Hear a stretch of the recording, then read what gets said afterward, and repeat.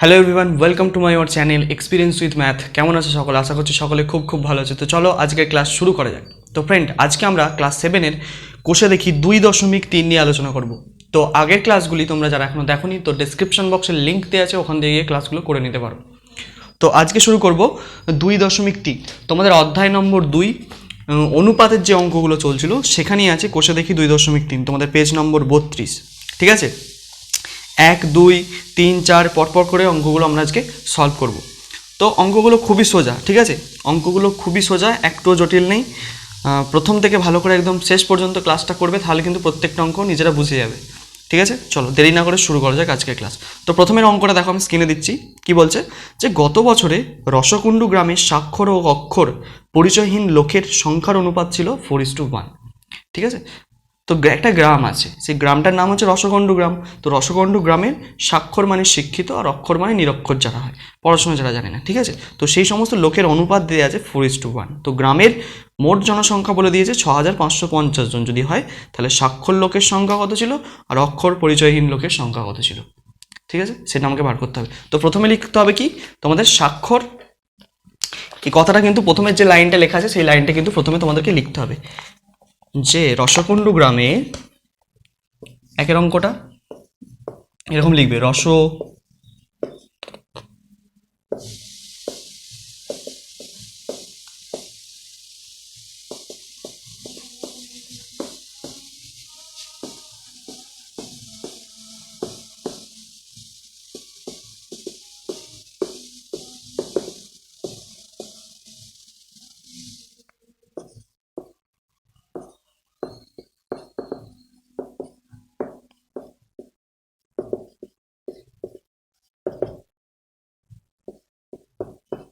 ঠিক আছে।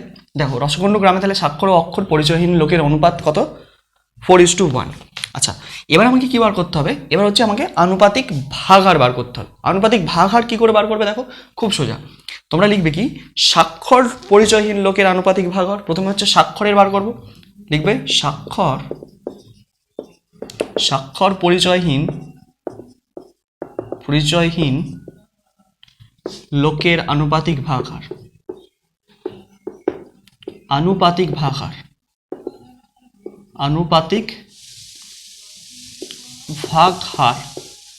তো কিভাবে বার করবে আনুপাতিক ভাগাহার? ভালো করে দেখো, একটা লাইন টানবে প্রথমে ফার্স্ট। তো এই যে দুটো অনুপাত দেওয়া আছে, মানে 4:1, তো এই যে অনুপাতটার সমষ্টি বার করবে, মানে এইভাবে 4 + 1, নিচে থাকবে সমষ্টি। আর প্রথমে হচ্ছে কি, এটা হচ্ছে স্বাক্ষরের, এটা হচ্ছে অক্ষরের, তাহলে স্বাক্ষরের উপরে 4 হলো, তাহলে কত দাঁড়ালো? 4/5 হলো। এইভাবে আনুপাতিক ভাগাহার বের করতে হয়। আচ্ছা, এবার হচ্ছে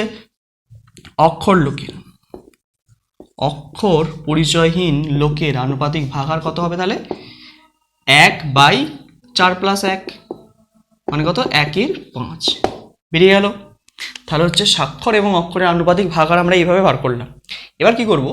এবার হচ্ছে দেখো, এবার হচ্ছে মোট লোক সংখ্যা আমাকে কত বলে দিয়েছে তোমাদের বইতে। দেখো, তোমাদের মোট লোক সংখ্যা দেওয়া আছে 6550 জন। তাহলে গ্রামের মোট লোক সংখ্যা, এটা লিখে নেবে যে গ্রামে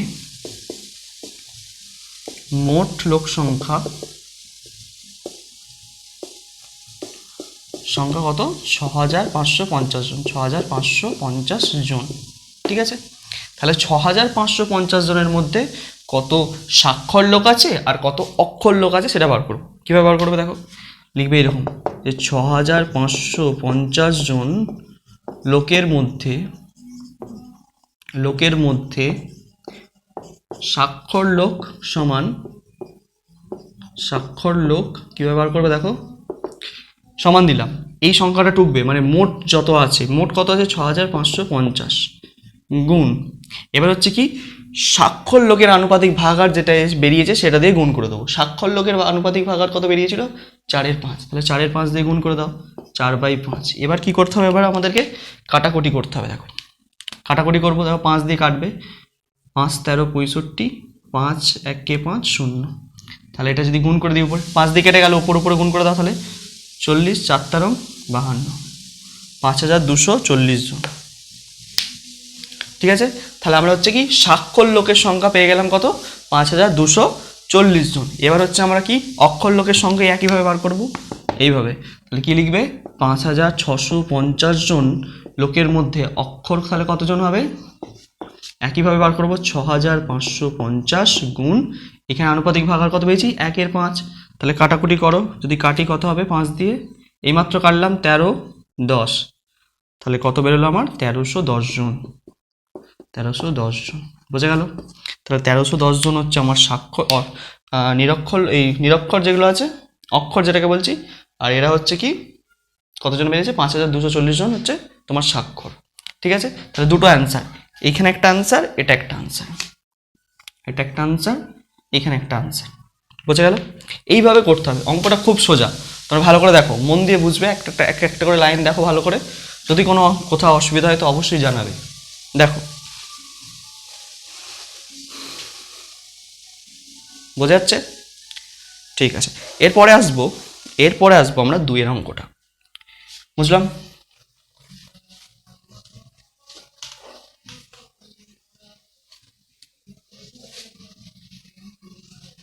এরপর আসবো কতটা 2 এর অঙ্কটা।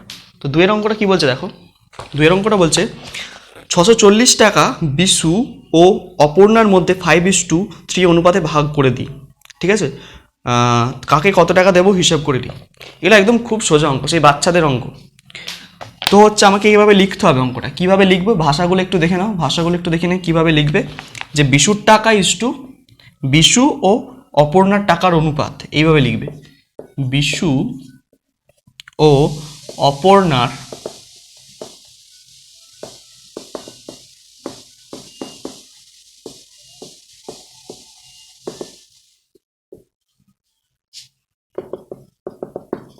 ফাইভ ইস টু থ্রি, দুজনের টাকার অনুপাত কত 5:3, তাহলে অপর্ণার টাকার আনুপাতিক ভাগ বা একবার বিশুর টাকার আনুপাতিক ভাগ আর বার করবো, একবার অপর্ণার টাকার আনুপাতিক ভাগ আর বার করবো। তাহলে এরকম লিখো বিশুর টাকার আনুপাতিক ভাগার কত হবে, ভাগার 5 এইমাত্র শেখালাম, আর দুটোর সমষ্টি নিচে বসবে, 5 আর 3 কত হয় 8 হলো। এবার হচ্ছে অপর্ণার টাকা আনুপাতিক ভাগ বার করবো, অপর্ণার টাকার আনুপাতিক ভাগার তাহলে কত হবে তোমার 3, আর নিচে সমষ্টি বসবে, বেরিয়ে গেল। তাহলে মোট টাকা কত, কত টাকা, মোট টাকাটাকে লিখে ফেলি আমি এখানে, মোট টাকা 640 টাকা। ঠিক আছে, তাহলে 640 টাকার মধ্যে কে কত করে পাবে সেটা আমরা হিসেব করে ফেলি। তাহলে এইভাবে লিখবে, অতএব 640 টাকার মধ্যে বিশু পাবে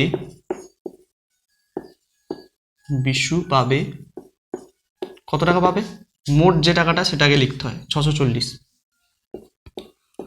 গুণ এর আনুপাতিক ভাগার কত, বিশুর 5/8 পেয়েছি, হলো। কাটাকুটি করো তাহলে বেরিয়ে যাবে, 8 দিয়ে যদি কাটি 28 64 উপরে 80, তাহলে কত হলো 50 40, 400 টাকা। তাহলে বিশুর কত আর 400 টাকা। আচ্ছা, তাহলে অপর্ণার টাকাটা বার করব, তাহলে 640 টাকার মধ্যে অপর্ণা পাবে কত টাকা, 640 গুণ এর আনুপাতিক ভাগার কত 3/8, তাহলে আবার কাটাকুটি করো, 28 64 80, তাহলে 3 8 24, 240 টাকা। ঠিক আছে, এইভাবে দুটো আনসার পেয়ে গেলাম, এখানে একটা আনসার, এটা একটা আনসার, এটা একটা আনসার, এটা একটা আনসার। ঠিক আছে, এইভাবে কিন্তু করতে হবে, অঙ্কগুলো কিছু নেই, সোজা অঙ্ক, সোজা শিফটে সাদা সাপটা অঙ্ক, একদম দেখে নাও বোঝা যাচ্ছে কিনা। দেখো এই হচ্ছে অঙ্ক আমাদের, বোঝা গেল। এরপর আসবো 3 এর অঙ্কটা, বুঝলাম।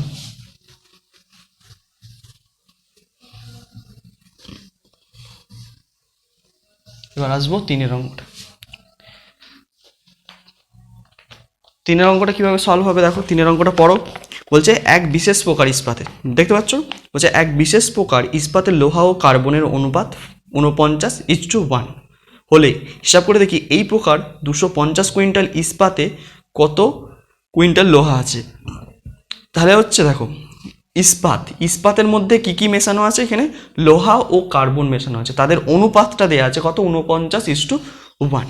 তাহলে আমাকে বলছে যে 250 কুইন্টাল ইস্পাতে কত পরিমাণে লোহা আছে আর কত পরিমাণে কার্বন আছে, এটা আমাকে বার করতে হবে। ঠিক আছে, খুব সোজা। তাহলে লোহা এবং কার্বনের অনুপাত লিখবে, যে ইস্পাতে লোহা এবং কার্বনের অনুপাত, কথাটা লেখো 3-এরটা। ইস্পাতে লোহা এবং কার্বনের অনুপাত কত দেওয়া আছে? 49:1 হলো। তাহলে এবার আনুপাতিক ভাগাহার বার করবো। তাহলে লোহার আনুপাতিক ভাগাহার বার করবো একবার, কার্বনের আনুপাতিক ভাগাহার বের করবো। তাহলে লোহার আনুপাতিক ভাগাহার কত হবে? লোহার আনুপাতিক ভাগাহার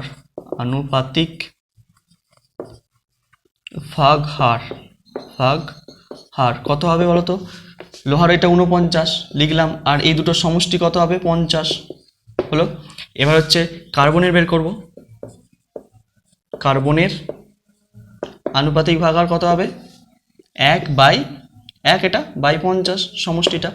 আচ্ছা, আমার কতটা বলছে? 250 কুইন্টালের মধ্যে কতটা লোহা আর কতটা কার্বন আছে বার করতে হবে। তাহলে মোট ইস্পাত কতটা? মোট ইস্পাত আমাকে দিয়ে দিয়েছে কত? মোট ইস্পাত 250 কুইন্টাল। বোঝা গেল? কুইন্টাল, মোট হচ্ছে 250 কুইন্টাল। তাহলে হচ্ছে আমার হচ্ছে লোহা কতটা আছে 250 কুইন্টালের মধ্যে? তাহলে এইভাবে লিখবে যে 250 কুইন্টালের মধ্যে 250 কুইন্টালের মধ্যে লোহা আছে কতটা? লোহা আছে 250টা লিখলে, এরপর কি হচ্ছে? লোহার আনুপাতিক ভাগাহার যেটা, সেটা বসিয়ে দাও। 49/50, 0 কাটলো, 5×5 = 25। তাহলে কত হচ্ছে? 5×9 = 45, 5 হাতে থাকে 4, 5×4 = 20, আর 4 = 24, 245। ভালো দেখো, 5×9 = 45, 5 হাতে থাকে 4, 5×4 = 20, আর 4 = 24। তাহলে 245 কুইন্টাল। তাহলে এতটা হচ্ছে আমার লোহা আছে, এতটা তাহলে লোহা আছে। তাহলে কার্বন কতটা আছে বার করছি দেখো। তাহলে 250-এর মধ্যে 245 কুইন্টাল আমার তাহলে লোহা হয়ে গেছে। তাহলে এবার হচ্ছে 250 কুইন্টালের মধ্যে আমার কতটা কি কার্বন কতটা আছে?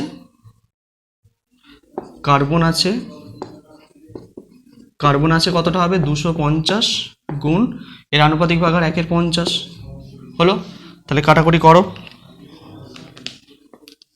কাটাকুটি যদি করি, এই 0 কাটলাম, 5×5 = 25, তাহলে কত? 5 কুইন্টাল। মিলে গেল। তাহলে এটা 245, এটা 5, তাহলে সব মিলিয়ে যোগ করলে তো আমার 250 কুইন্টালই দাঁড়াচ্ছে। তাহলে 250 কুইন্টাল ইস্পাতের মধ্যে লোহা কতটা আছে? লোহা আছে হচ্ছে তোমার হতো 245 কুইন্টাল, আর কার্বন কতটা আছে? 5 কুইন্টাল। দেখো বোঝা যাচ্ছে কিনা, দেখে নাও। 2 3 3 3 মিটলো। এরপর আসবো 4-এরটায়।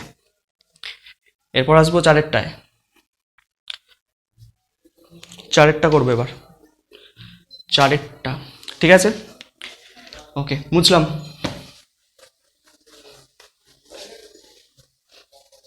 এবার আসবো 4-এরটায়। 4-এর অঙ্কটা স্ক্রিনে দিচ্ছি, দেখো 4-এর অঙ্কটা প্রথমে স্ক্রিনে দিচ্ছি, পড়ো। হচ্ছে কোনো বিদ্যালয়, ভালো করে বুঝবে, কোনো একটা বিদ্যালয়ে 143 জন ছাত্রীর মধ্যে শুধুমাত্র গান করতে পারা ও নাচ করতে পারা ছাত্রছাত্রীর অনুপাত দেওয়া আছে। একটা বিদ্যালয় কি 143 জন মোট স্টুডেন্ট আছে, ঠিক আছে? 143-এর মধ্যে গান করতে পারা এবং নাচ করতে পারা ছাত্রছাত্রীর অনুপাত দেওয়া আছে কত? 9:2। যদি আরও 3 জন ছাত্রী গান করতে আসে, তবে গান করতে পারা ও নাচ করতে পারা ছাত্রছাত্রীর সংখ্যার অনুপাত করতে হবে। ঠিক আছে, আমাকে প্রথম কথা বার করতে হবে কি, যে 143 জনের মধ্যে কতজন গান করতে পারে আর কতজন নাচ করতে পারে, ব্যাস এটা প্রথমে বার করে ফেলি। তারপরে হচ্ছে বাকিটা যাই গো বাবা। তাহলে দেখো, তাহলে গান এবং নাচ করতে পারার অনুপাত, তো শুধুমাত্র গান করতে পারো নাচ করতে পারো ছাত্রছাত্রীর অনুপাত, এই কথাটা লিখবে যে শুধুমাত্র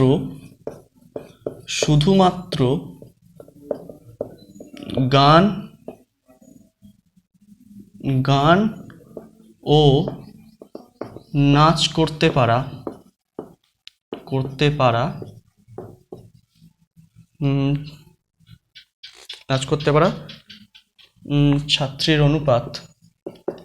ছাত্রীর অনুপাত কত? অনুপাতটা দেওয়া আছে তোমাকে 9:2, 9:2 দেওয়া আছে। ঠিক আছে, এবার হচ্ছে আমাকে আনুপাতিক ভাগাড় বার করতে হবে। এবার কত আনুপাতিক ভাগহার। তো গান করতে পারা ছাত্রীর আনুপাতিক ভাগহার লিখবে এইভাবে, যে গান করতে পারা ছাত্রীর আনুপাতিক ভাগহার, আনুপাতিক ভাগহার কত হবে? 9 দুটোর সমষ্টি কত হচ্ছে? 9-2-11। ঠিক আছে, এবার হচ্ছে নাচ করতে পারা ছাত্রীর আনুপাতিক ভাগহার কত হবে হলো? 2/11 হলো। এবার হচ্ছে মোট ছাত্রী কত? মোট ছাত্রী তোমাকে দেওয়া আছে 143 জন বোধহয়, তাই তো? 143 জন। তো 143 জন আছে, তাহলে এবারে হচ্ছে 143 জনের মধ্যে কতজন গান করতে পারে আর কতজন নাচ করতে পারে সেটা বার করব। তাহলে এই কথাটা লেখো যে 143 জনের মধ্যে প্রথমে হচ্ছে কি বার করব? গান করতে পারে সমান। তো 143 মোট কত? মোটটাকে প্রথমে আগে লিখবে, সবসময় প্রথমে আগে লিখবে মোটটা। ঠিক আছে, তারপর হচ্ছে এর আনুপাতিক ভাগাড়টা গুণ করবে। কত? এর 9/11 গুণ করে দিলাম। এবার হচ্ছে আমার হচ্ছে কাটাকুটি করা। কত দিয়ে কাটবে বোঝা যাচ্ছে? 11 দিয়ে কাটা যাবে, 11 দিয়ে কাটা যাবে। দেখো 11 1 11, 11 1 11, 12 13 14, 3 হচ্ছে 3 11 33, 11 13 143 হচ্ছে। তাহলে এবার হচ্ছে 13 আর 9 গুণ করে দাও, 3 9 27 7, হাতে থেকে 2, 9 1 9 আর 2 11, 117 জন। তাহলে হচ্ছে 117 জন হচ্ছে গান করতে পারে। আচ্ছা, এবার 143 জনের মধ্যে নাচ করতে পারে কতজন বার করছি? দেখো নাচ করতে পারে সমান 143 গুণ 2/11 হলো 2/11। এবার কাটাকুটি করি, 11 1 11, 11 13 হচ্ছে 143, তাহলে 13 2 26, তাহলে 26 জন হচ্ছে আমার কি নাচ করতে পারে। এই পর্যন্ত বোঝা গেল যে এতজন হচ্ছে গান আর এতজন হচ্ছে নাচ করতে পারে। ঠিক আছে, এবার কি করতে হবে? এবার বাকি অংশটা দেখো, একটা কথা বলা আছে যে কি যদি আরও 3 জন ছাত্রী গান করতে আসে, তাহলে গান এবং নাচের অনুপাতটা আমাকে বার করতে হবে। আরও যদি 3 জন গান করতে আসে, তাহলে 117 জন ছিল, আরও 3 জন এলে কতজন হয়ে যাবে? 120 জন।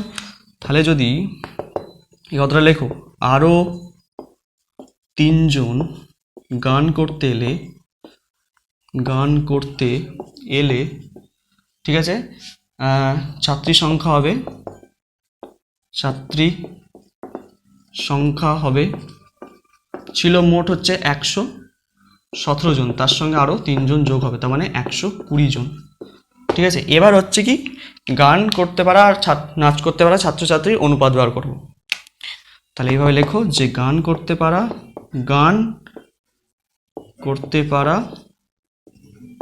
ছাত্রী ইস্টু নাচ করতে পারা ছাত্রী।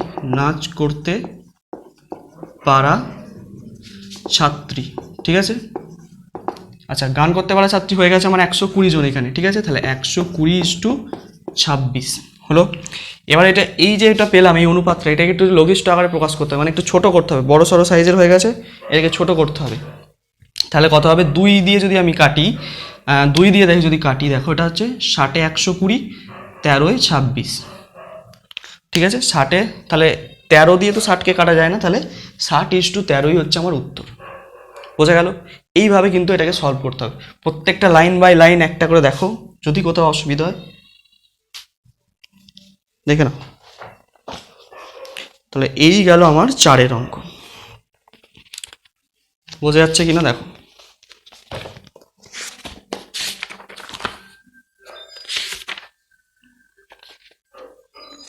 ঠিক আছে, ঠিক আছে। আচ্ছা, এবার আছে লাস্ট হচ্ছে 5 অঙ্কটা। 5 অঙ্কটা কিভাবে সলভ করবো দেখো। 5 আজকে লাস্ট অঙ্ক। 5 অঙ্কটা কিভাবে সলভ করতে হবে দেখো।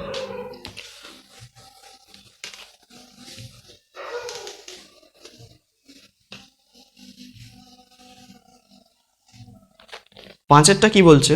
ভালো করে দেখো, বলছে 240 মিলিলিটার জল ও ডেটলের আয়তনের অনুপাত 1:3, এর সঙ্গে আরও 60 মিলিলিটার জল মেশালে জল ও ডেটলের আয়তনের অনুপাত কত হবে বার করতে হবে। তো মোট হচ্ছে আমার কাছে 240 মিলিলিটার ডেটল আর জলের মিশ্রণ আছে, একটা ডেটল জলের মিশ্রণ আছে, বোঝা যাচ্ছে, ঠিক আছে। তো ডেটল জলের মধ্যে জল ও ডেটলের অনুপাত দেওয়া আছে, তাহলে লেখো জল ও ডেটলের অনুপাত কত। প্রথমে জল আছে, তারপরে ডেটল আছে। জল ও ডেটলের অনুপাত 5-এরটা, জল ও ডেটলের অনুপাত কত দেওয়া আছে? জল ও ডেটলের অনুপাত 1:3। কত দেওয়া আছে? 1:3। তাহলে জলের আনুপাতিক ভাগার বার করবো প্রথমে। জলের আনুপাতিক ভাগার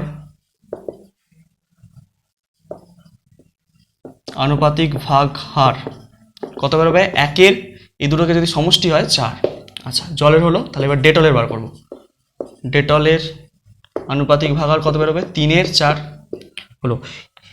মোট ডেটল আর জলের মিশ্রণটা 240 মিলিলিটার আছে, 240 মিলিলিটার। তাহলে মোট বলে লিখব, মোট কতটা আছে? মোট ডেটল জলের মিশ্রণটা আছে তোমার 240 মিলিলিটার হলো। এবার 240 মিলিলিটারের মধ্যে কতটা জল আর কতটা ডেটল সেটাকে বার করে নিতে হবে। তাহলে এটা লিখবে যে 240 মিলিলিটার, ঠিক আছে, ডেটল জলে জল আছে সমান, মোটটা আগে লিখতে হয়, মোট কত? 240। তারপর হচ্ছে জলের আনুপাতিক ভাগার কত বেরিয়েছে? 1/4 হলো। তাহলে এবার এটাকে কাটাকুটি করে যদি কত হবে? 4×6 24, উপরে 60, তাহলে 60 মিলিলিটার বেরোচ্ছে, মিলিলিটার। তো এইভাবেই এবার হচ্ছে 240-এ আমাকে ডেটল জলের মধ্যে ডেটল আছে কতটা বার করতে হবে। ডেটল আছে 240 মোট, আর ডেটলের আনুপাতিক ভাগার কত? 3/4। তাহলে কাটাকুটি যদি করি 60, 3×6 18, 180 মিলিলিটার হলো। তাহলে হচ্ছে একটা করে কতটা পেলাম? 60 মিলিলিটার পেয়েছি, আর একটা 180 লিটার। জলটা কত? 60 মিলিলিটার, আর ডেটলটা 180 মিলিলিটার। এবার হচ্ছে যে কি পরের অংশটা কি বলছে? যে 60 মিলিলিটার আরও যদি জল মেশানো হয়, তাহলে জলটা আরও 60 মিলিলিটার মেশানো হচ্ছে। তাহলে যদি 60 মিলিলিটার জল আরও মেশানো হয়,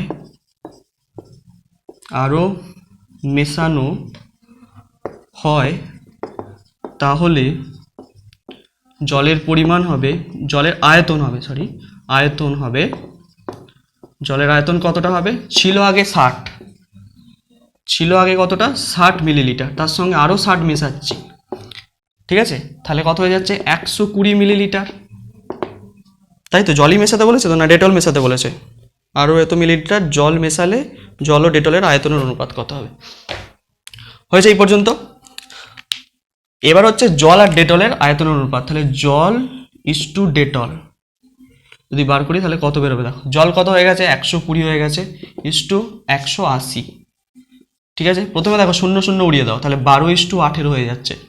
এবার হচ্ছে কত দিয়ে যাবে? 3 দিয়ে যাবে, 3×4 12, 3×6 18, আবার যাবে এখন, তাহলে 2 দিয়ে যাবে, 2×2 4, 2:3/6, তাহলে 2:3।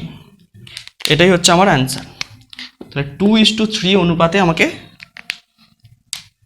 এই যে মিশ্রণটা কতটা হলো? 2:3। এইভাবে কিন্তু এটাকে সলভ করতে হবে। দেখো ভালো করে, প্রথম থেকে দেখো, একবারে প্রথম থেকে দেখা যাক। প্রথম থেকে দেখো,